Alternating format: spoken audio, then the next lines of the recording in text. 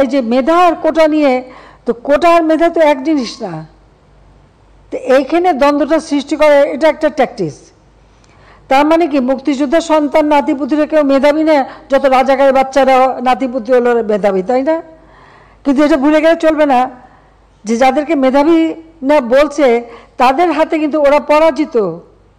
যুদ্ধে কিন্তু মুক্তিযোদ্ধারাই জয়ী হয়েছিল, রাজাকাররা জয়ী হয় নাই। তারা পাকিস্তানিদের পদলেহন করেও পরাজিত হয়েছিল। এই কথাটা মনে রাখা উচিত যে তারা তো পরাজিত হয়েছে।